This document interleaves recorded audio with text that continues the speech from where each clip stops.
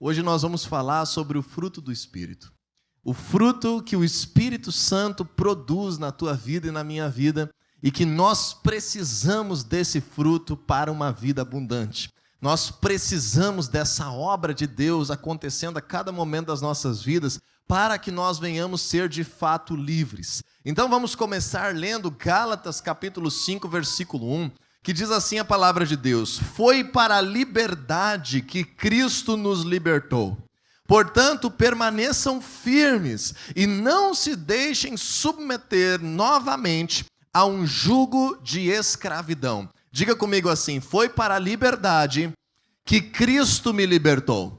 Foi para a liberdade que Cristo nos libertou. O Senhor Jesus pagou um preço muito alto. O Senhor Jesus viveu uma vida enfrentando tentações sem pecar. O Senhor Jesus resistiu cada artimanha das trevas. O Senhor Jesus sofreu no seu corpo dores, foi castigado, foi afligido em nosso lugar. O Senhor Jesus morreu injustamente, verteu o seu sangue para que nós pudéssemos ter uma vida nova, uma vida com Deus, para que a barreira do pecado fosse removida, para que você e eu pudéssemos estar aqui hoje conscientes e tendo certeza de que Deus está conosco, de que Deus está acessível, de que nós podemos caminhar com o Senhor. E agora o apóstolo Paulo está enviando uma carta para uma igreja, como se fosse essa igreja aqui, como se fosse a igreja de uma cidade inteira.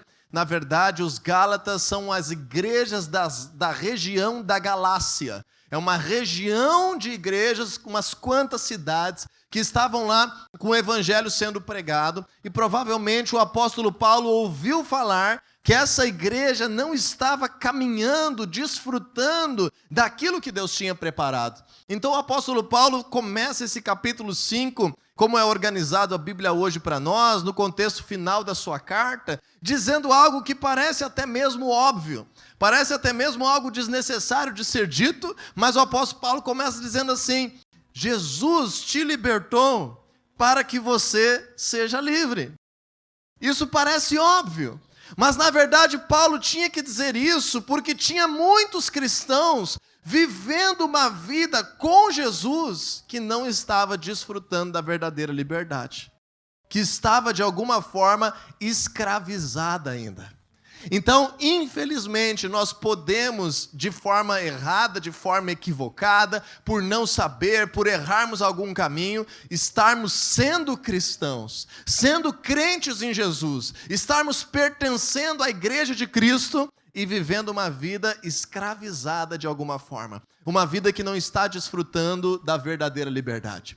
Por isso o apóstolo Paulo precisou ser redundante, ele disse assim: foi para a liberdade que Cristo te libertou. Então você não pode permitir e achar que é normal você viver a tua vida de uma forma ainda escravizada a qualquer coisa. E essas questões que nos escravizam, como Paulo colocou aqui no versículo 1, permaneçam firmes e não se deixem submeter a um jugo de escravidão. Nós vamos classificar aqui essas questões que podem nos escravizar, mesmo nós sendo cristãos, no nosso espírito, na nossa relação com Deus, naquilo que Deus tem preparado para nós. Mas especialmente, deixa eu te dizer, o apóstolo Paulo fala: permaneçam firmes, e esse conceito não é só para os Gálatas, não. Esse conceito não é só para aquele tempo, esse conceito é para as nossas vidas, porque a vida com Deus é uma vida que nós temos que ter uma eterna vigilância, um eterno cuidado, uma contínua perseverança para que nós estejamos firmes. Nós estejamos firmes. A palavra de Deus declara: aquele que está de pé, cuide para que não caia. Nós precisamos ser vigilantes com a nossa própria vida, em estarmos firmados em Deus. E às vezes coisas sutis, sorrateiras, detalhes pequenos vão crescendo, vão tomando conta da nossa rotina. E quando percebemos, estamos escravizados, estamos não experimentando a liberdade que o Senhor Jesus pagou um preço tão caro para conquistar para nós. E para exemplificar isso, eu quero trazer duas grandes situações que nós incorremos como cristãos. A primeira delas é o atributo que o apóstolo Paulo mais está combatendo aqui, que é o fato de que os cristãos da região da Galácia, dessa carta de Gálatas, eles estavam tendenciosos a querer viver debaixo de regras religiosas. regras religiosas que os escravizassem. Então é muito comum a gente gostar de padrões religiosos sobre a nossa vida. E esses padrões acabam se tornando uma rotina. O problema é quando esses padrões nos escravizam. Nos escravizam a tal ponto de domingo pela manhã eu sair bonito, arrumado com a minha família para ir para a igreja, viver o céu nesse lugar. E os outros dias da semana minha vida ser um inferno que eu não conto para ninguém, não falo para ninguém por causa da religiosidade que me escraviza. Por causa da pressão moral que está no fato de eu pertencer à igreja. Então o apóstolo Paulo está falando aqui que alguns judeus estavam chegando nas regiões, estavam dizendo, não, tu é cristão, ok, mas para tu ser salvo de verdade, não basta crer em Jesus, tu vai ter que agora fazer isso, fazer aquilo, circuncidar o teu corpo, obedecer às leis, fazer uma série de coisas. E Paulo está dizendo, é a fé que nos salva. É a fé que nos salva, é o amor de Deus que nos constrange, que atua nas nossas vidas e que faz crescer algo bom, algo de liberdade, algo de mais vida e não de mais prisão. E por essa imagem errada, muitas pessoas deixaram de se aproximar da igreja por muitos anos, porque enxergam a igreja como um lugar de prisão. E eu te digo, é verdade, a religião aprisiona, mas Cristo nos liberta. Precisamos entender um cristianismo em que nós nos sentimos de fato livres, crescendo, vivendo a melhor vida que nós poderíamos viver, sendo o melhor pai que poderíamos ser, o melhor marido, a melhor mãe, a melhor esposa, o melhor estudante, o melhor trabalhador que poderíamos ser, é aquele que é livre em Jesus, que é livre de todo o projeto das trevas, que é livre de maldição, que é livre de religiosidade, mas especialmente a ênfase que eu quero dar nessa manhã é que nós sejamos livres do pecado. Muitos cristãos estão vivendo e tentando e se esforçando para viver uma vida com Deus, mas não conseguem ser livres do pecado.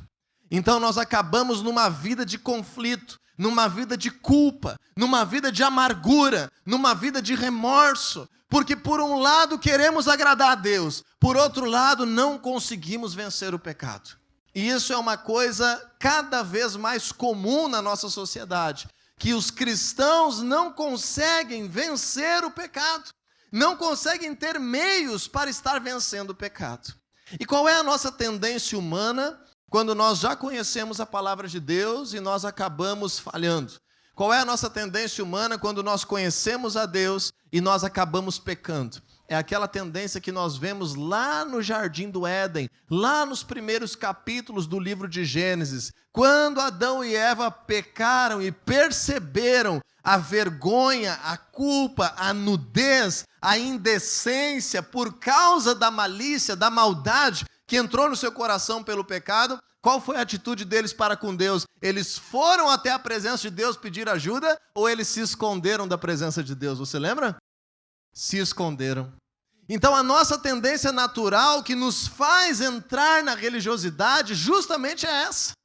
Jesus morreu para nos fazer livres e daí então quando nós falhamos, nós temos uma pressão religiosa dentro de nós que nos faz na verdade fugir de Deus, esconder o pecado, esconder as nossas falhas, esconder os nossos erros, e isso não traz vida para ninguém.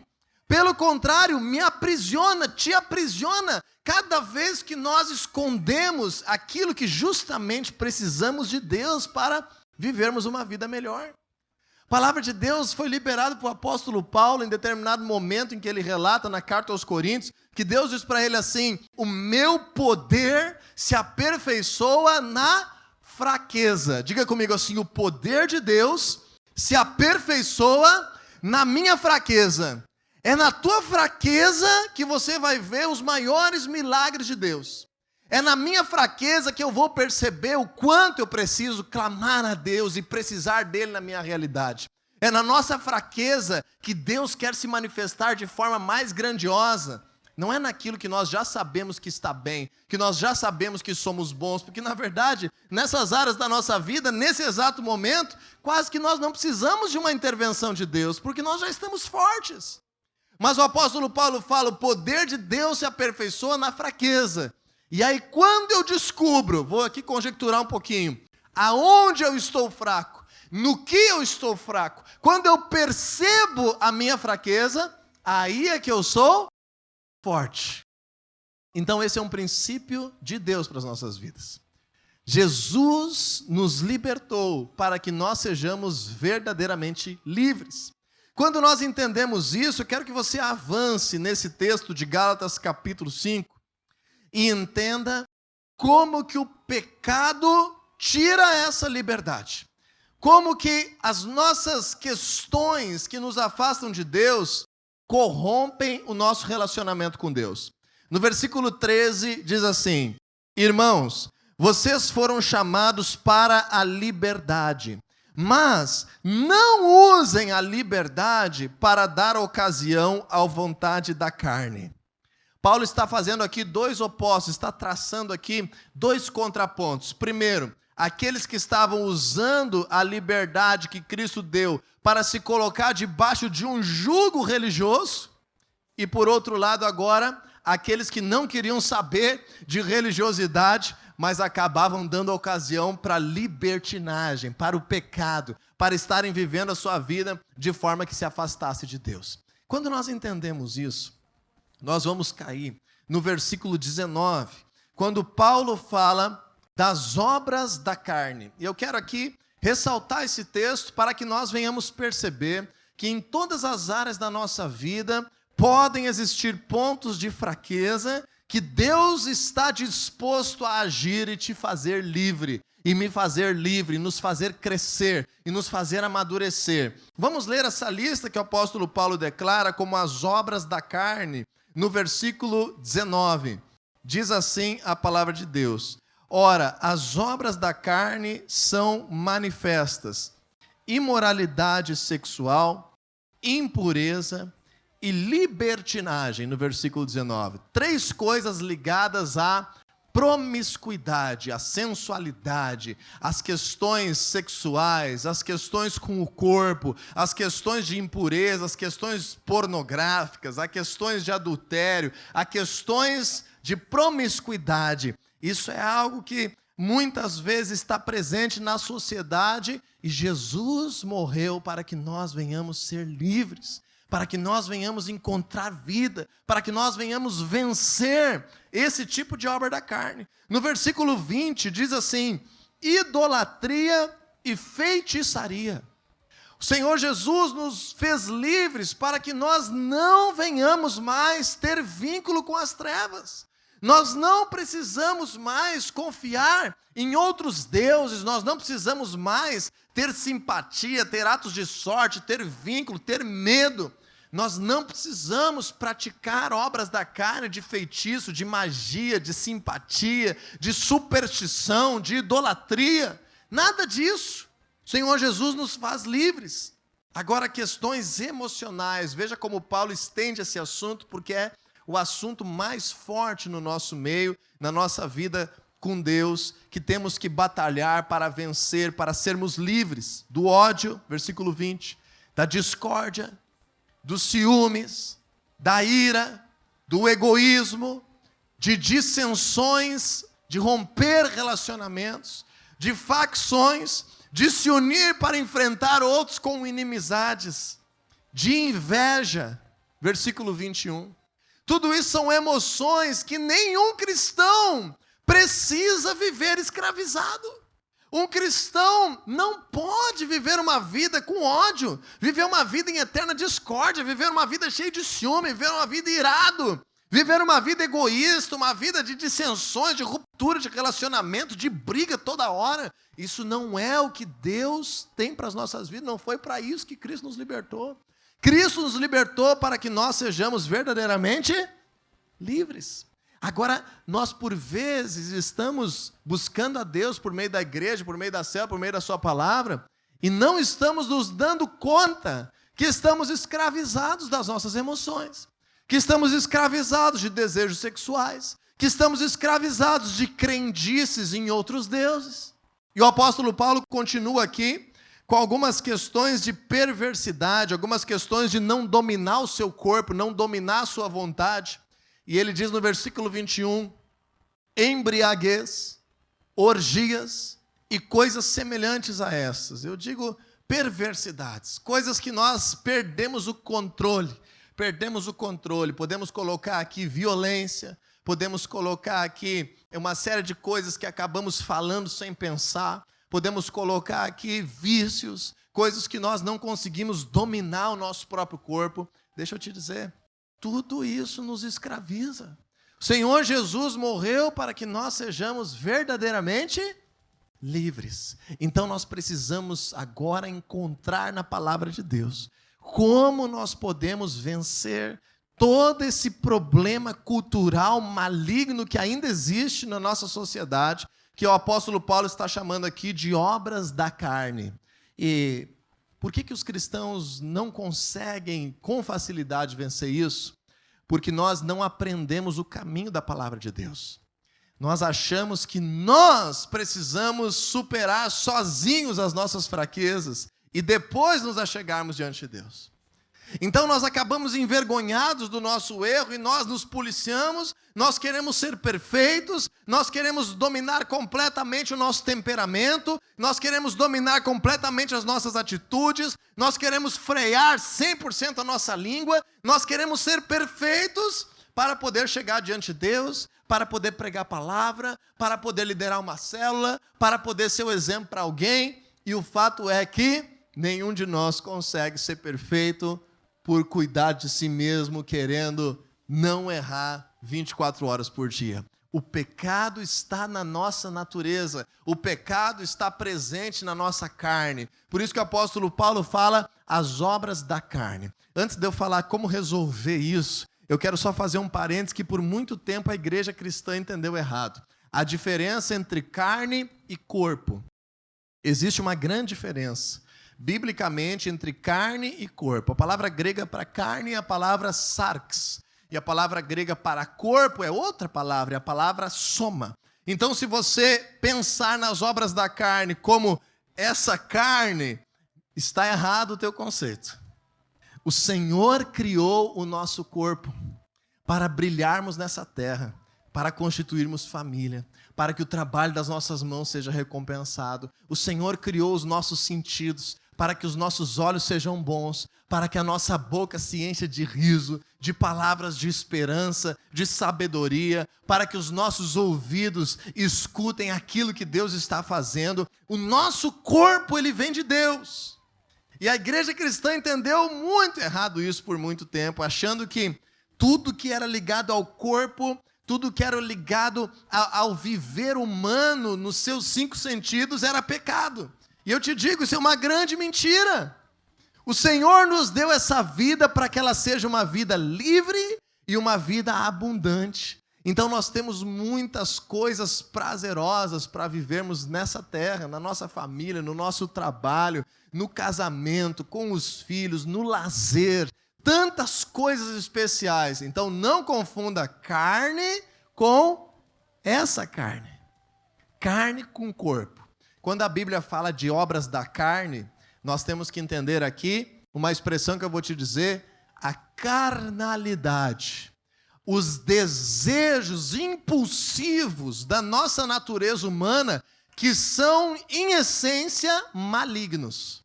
Quando fala em carne, entenda aqueles impulsos, aqueles desejos, aquelas tendências malignas que nós carregamos por causa do pecado, por causa da genética, por causa do ambiente que a gente foi criado, por causa de um sistema de trevas, por causa de uma cultura de trevas, impulsos que nos fazem mal. As obras da carne são isso. Agora, quando nós vemos algumas coisas mais, nós podemos dizer assim, mas a minha fraqueza não está listada aqui em Gálatas 5,19. Mas a Bíblia, em outros momentos, ela declara que não importa o que seja a prática, todos nós somos tentados por aquilo que somos fracos, pela nossa fraqueza, por aquilo que nós cobiçamos, por aquilo que a nossa carne deseja. Então, não precisa enquadrar a tua vida numa lista de pecados. Simplesmente você sabe, a tua consciência sabe, buscando a Deus, o que te afasta de Deus, O que te afasta da tua esposa, o que te afasta do teu marido, o que realmente são coisas imorais, são coisas fora da palavra de Deus, que você tem sido tentado no teu dia a dia, na tua realidade, dentro de ti, nas tuas vontades, nas pessoas que te cercam. Não importa o que seja, vamos denominar isso como pecado. E agora, como que um cristão, como que alguém que quer se voltar para Deus vence o pecado? A resposta para isso está no título da nossa mensagem de hoje: o fruto do Espírito.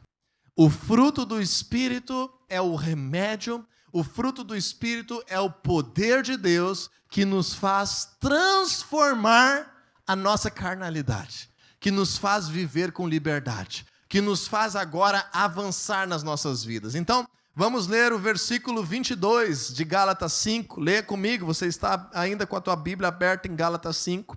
Versículo 22 diz assim: o fruto do Espírito é amor, alegria, paz, paciência, amabilidade, bondade, fidelidade, mansidão e domínio próprio. Perceba que no versículo anterior que lemos, no versículo 19, dizia essa expressão obras da carne. E agora no versículo 21, não diz a expressão obra do Espírito. Diz a expressão fruto do Espírito. Por quê? Porque Deus, Ele não faz uma obra na tua vida contra a tua vontade.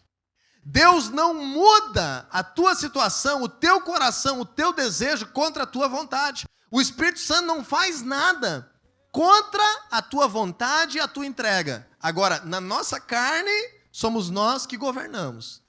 Se a nossa carne faz alguma obra, é porque a nossa vontade estava ligada a esse pecado, estava ligada a essa obra. Nenhum pecado é por acidente, no sentido, não foi isso que eu queria fazer. Eu fiz sem estar me dominando. Não. Todos nós temos obras da carne porque já é uma vontade dentro de nós. Agora, o Espírito Santo, ele não faz obra na tua vida. O Espírito Santo, ele não impõe uma atitude, um comportamento, ele não te manipula. O Espírito Santo, ele reage quando você alimenta, quando você rega, quando você semeia, quando você cultiva a presença de Deus na tua vida, o Espírito Santo naturalmente gera um fruto. Então isso frutifica pela tua vontade. A presença de Deus frutifica pelo teu desejo de permanecer firme. A presença de Deus gera frutos de transformação porque você perseverou, porque você orou, porque você buscou, porque você se dedicou. Então, o fato de nós não conseguirmos vencer o pecado, nós também não podemos colocar a culpa em Deus. Porque não é Deus que intervém no sentido de dominar a tua vida. Deus, ele vai corresponder à tua busca e o Espírito dele vai causar um fruto que vem do teu coração, que vem do teu espírito, que vem do teu interior e que agora te faz vencer as obras da carne. Quando a gente vê esse fruto do Espírito, nós vemos tantas coisas que confrontam as obras da carne. Abra a tua Bíblia aí, vai lendo aí o fruto do Espírito, o amor. O amor, ele combate o ódio, o egoísmo, a alegria, a paz, paciência, mansidão, combatem a ira. A fidelidade e a bondade combatem toda a imoralidade sexual, idolatria, feitiçaria. A amabilidade, o amor combate os ciúmes. A mansidão junto combate discórdia, dissensões, facções. O domínio próprio combate impureza, libertinagem, embriaguez, orgias. Então, o fruto do Espírito é o remédio, é o milagre, é o poder de Deus que tem que ser gerado dentro de nós para que nós venhamos viver uma vida de fato livre. E agora a grande questão, o centro dessa mensagem é como viver isso? Como estar causando isso? Como nós podemos viver cada dia com mais liberdade, com mais abundância, com a consciência limpa, sem estarmos perseguidos pelo pecado, cheios de arrependimento, de remorso?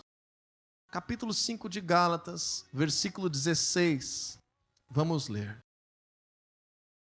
Por isso digo, vivam pelo Espírito, e de modo nenhum satisfarão os desejos da carne.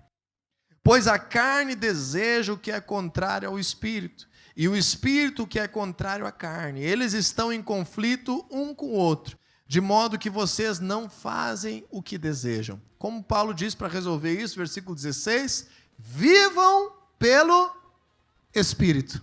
E aqui está Espírito com letra maiúscula, é o Espírito de Deus. Está dizendo o seguinte: perceba o conflito da carne e do Espírito dentro de ti.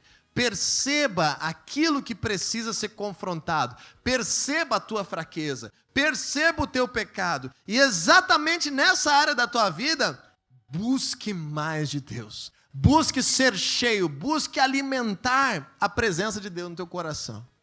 Então eu te digo, você está com dificuldade, você está vivendo alguma questão de pecado, ore exatamente sobre isso. Chore diante da presença de Deus sobre isso. Jejue sobre isso.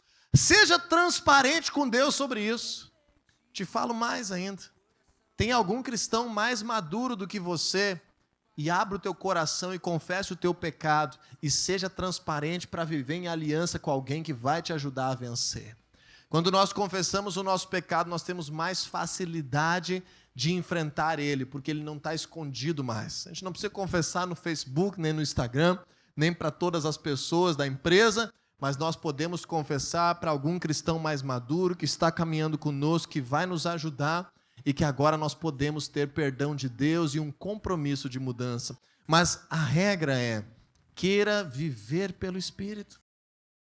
Se você tem problema no teu dia, esse dia é o dia que você tem que orar. E o que a gente faz? O dia que eu estou mais atarefado, cheio de problema, é o dia que eu menos busco a Deus. Se você tem inquietações, ansiedades, antes de qualquer coisa, mergulha na presença de Deus. Viva pelo Espírito. Aproveite quando você está no banho, quando você está lavando a louça, no transporte público, no carro, mas seja cheio do Espírito. Que quando nós buscamos mais da presença de Deus, é a forma que temos de alimentar o nosso ser com a presença do Senhor, com o seu Espírito, e isso vai causar o fruto que vai te fazer vencer o ciúme, que vai te fazer vencer a ira, que vai te fazer vencer a impureza sexual, que vai te fazer vencer o ódio, que vai te fazer vencer a rivalidade. É somente pelo Espírito de Deus. Chega de tentar vencer sozinho. Chega de tentar enfrentar as nossas fraquezas sozinho. Isso não é cristianismo. O Senhor Jesus já pagou um preço maravilhoso, extraordinário, para que nós venhamos viver uma vida livre. Agora, nós também temos um outro aspecto. Se você puder deixar a tua Bíblia aberta em Gálatas 5, em direção ao final um pouquinho, nos livrinhos pequenos, Filipenses, Colossenses, Tessalonicenses. Abra aí em 1 Tessalonicenses, capítulo 5, versículo 19. Nós temos aqui uma outra carta de Paulo a uma outra igreja, em que ele ensina mais ou menos o mesmo princípio de uma outra forma, que eu creio que pode te ajudar a entender essa vida de Deus, essa vida de permanecer firme.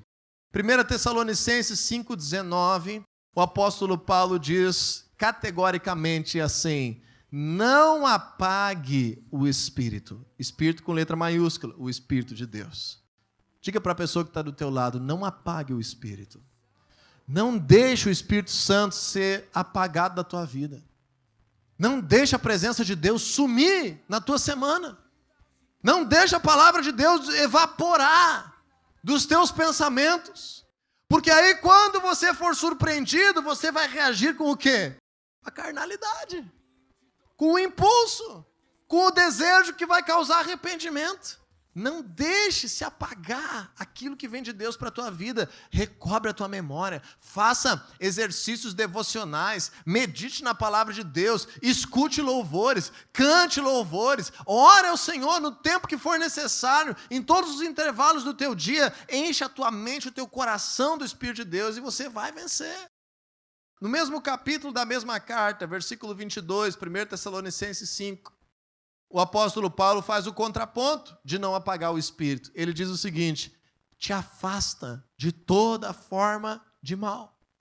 Então agora diz isso para o teu irmão de novo: te afasta do mal. São duas grandes decisões que tu tem que ter na tua vida. Primeiro, não apagar o Espírito de Deus. Segundo, tem uma atitude e te afasta do mal. Sai desse lugar. Sai desse lugar de mal. Às vezes é um ambiente, às vezes é um relacionamento, às vezes é ficar sozinho demais, às vezes é estar acompanhado de forma errada, às vezes é deixar pensamentos crescerem, às vezes são programas que olhamos na televisão, no celular, aonde quer que seja. O apóstolo Paulo está dizendo: queira permanecer firme, lute pela tua liberdade, lute por uma vida abundante. Então, cultive a presença de Deus, não deixe o Espírito Santo se apagar e ser apagado da tua vida. Mas, ao mesmo tempo, tome uma atitude. Te afaste de toda forma de mal. Te afaste. Te afasta do mal. Não te sente aí o Superman. Não te sinta aí o grande herói que vai lá na beirinha do precipício todos os dias e nunca vai cair. Não te sinta assim não, porque nós somos seres humanos, nós somos falhos e precisamos de Deus. E quanto mais você busca Deus, mais Satanás se levanta para impedir os projetos de Deus na tua vida. Então, quanto mais você busca Deus, mais você vai perceber contra-ataques das trevas para que você não conquiste o que Deus tem para ti. Então, não apague o espírito e te afasta de toda forma de mal. Quando nós vivemos isso, nós precisamos agora finalizar com Gálatas 5 de novo, no versículo 24, e entender o que é se afastar do mal. O que é esse se afastar do mal? Gálatas 5, 24, o apóstolo Paulo conclui aquele texto que estávamos falando, das obras da carne, do fruto do Espírito, de sermos livres. Ele conclui dizendo o seguinte: os que pertencem a Cristo Jesus crucificaram a carne com as suas paixões e os seus desejos. Então nós precisamos dar um basta na nossa vida. Nós precisamos colocar na cruz a carne, a carnalidade, os desejos errados. Nós precisamos ter uma resolução, sermos irrevogáveis dentro de nós e dizermos: eu decido que eu vou crucificar esse desejo que me faz mal, que destrói minhas emoções, que destrói meu casamento, que destrói minha credibilidade, mas volta e meia eu estou fazendo, o nome disso é pecado. Eu decido parar com isso e colocar isso numa cruz. Eu decido matar isso na minha vida. E o cristão precisa crucificar algumas coisas. Jesus falou: aquele que quiser ser meu discípulo, negue-se a si mesmo. O que mais que Jesus falou? Tome a sua cruz e siga-me. Nós precisamos crucificar a nossa carne. Nós precisamos enfraquecer aquilo que não vem de Deus para nós. E isso é um exercício tão forte quanto um exercício físico que nós fazemos, quanto uma dieta que nós fazemos, quanto as coisas que nós temos que filtrar nos nossos olhos. Isso é um exercício da vida cristã. Você foi chamado para viver em liberdade. Então não te coloque em armadilha. Não te coloque em situação de apuro. Não te coloque em situações complicadas. Queira crucificar isso. Queira matar isso na tua realidade.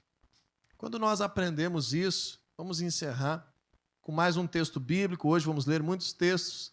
Isaías capítulo 10, versículo 27. Isaías capítulo 10, versículo 27. Eu quero ilustrar isso para você, assim como Deus ilustra na sua palavra. Em Isaías 10, 27, lá no Antigo Testamento, na segunda parte desse versículo, a palavra de Deus diz o seguinte: o jugo se quebrará, porque vocês estarão muito gordos. Outra tradução, na revista corrigida do Almeida, diz assim: o jugo será quebrado por causa da unção. Outra tradução diz: o jugo se quebrará por causa da gordura. Então, hoje a gente ficou feliz daqueles quilinhos a mais. Deus está dizendo aqui, quanto mais gordinho eu for, mais graça eu vou ter sobre a minha vida. Essa é uma ilustração espiritual. Essa é uma ilustração de algo que acontece dentro de nós. E eu quero te dar esse exemplo agora para a gente encerrar, para você entender. Como é que o boi, a parelha de bois, é cangada, é escravizada, é manipulada para o trabalho humano, por meio do jugo, por meio da canga, que são aquelas madeiras que vêm aqui sobre os lombos do animal, e agora aquilo é colocado um cabresto sobre a sua vida, e ele vai usar a sua força, a sua vida, a sua energia, mas estará escravizado para ir na direção que aquele que está conduzindo quer, para estar fazendo aquilo que quem está lhe conduzindo quer.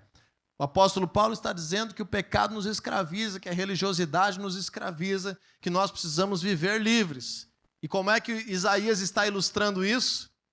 Que quando o boi engorda demais, quando ele está muito gordo, quando o boi tem muita unção, quando ele está aqui rachando, ele ilustrativamente consegue, pela sua própria natureza, com algo que vem de dentro, quebrar aquele jugo que estava dentro dele.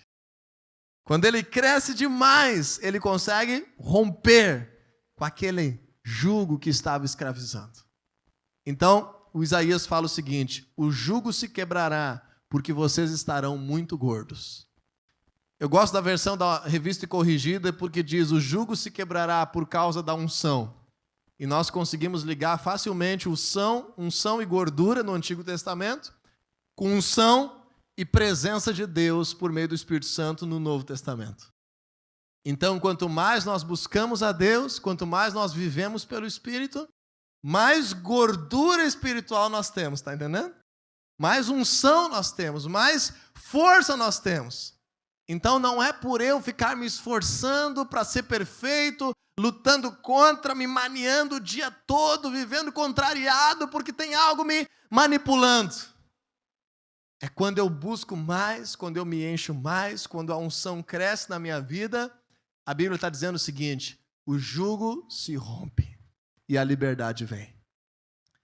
Então você ainda não conseguiu vencer alguma prática de pecado, algum problema no teu temperamento, alguma questão sexual, alguma questão de idolatria, alguma questão de domínio próprio no teu comportamento, na tua língua, num vício.